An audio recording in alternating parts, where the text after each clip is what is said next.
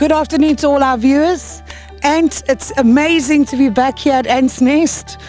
As you all know, the Princess Charlene Monaco Foundation South Africa was here last year with these magnificent creatures that are behind us. The last time we were here, we spoke to Ant about the challenges that he faces in terms of his APU units, your vet bills, and what it costs to keep these magnificent animals alive within South Africa. Ant?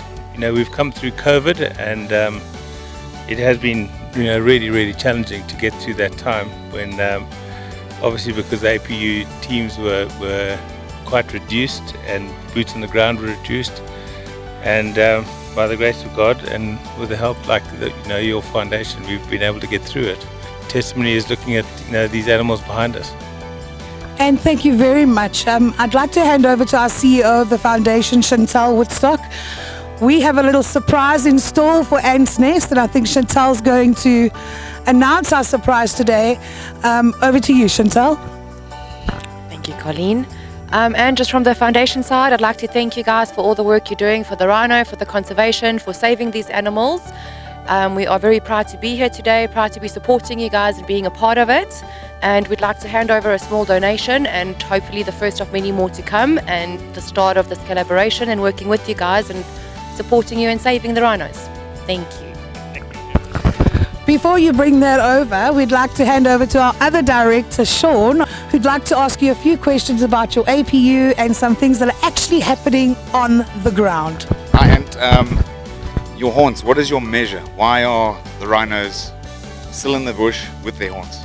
It's a different approach to many reserves which have dehorned their rhinos. What we've done is we have infused our rhino horns with a mixture of a poison and a red dye.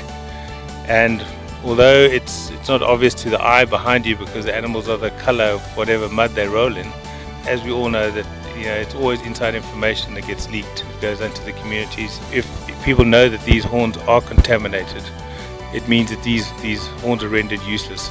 You might be able to carve something out of it, but you definitely will not be able to ingest any part of that horn because it's poisonous. And it's visually on the inside of the horn.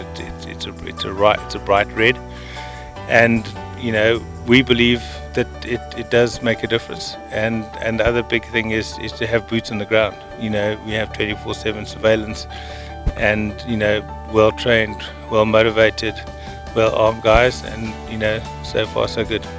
So I think from the Princess Charlene Monaco Foundation, we are chasing zero each and every single day to keep another rhino alive, one day at a time. Would you like to bring through the check that we could present to Ants Nest? So Ant, here's 100,000 Rand donated to Ants Nest, and we hope that it's going to make a difference. No, thank you very much. I really appreciate your assistance. Pleasure. Thanks, mate. Thank you very much for everything you guys are doing, and like I said, we're happy to be here, happy to be a part of this, and it's the start of a good collaboration and lots more to come.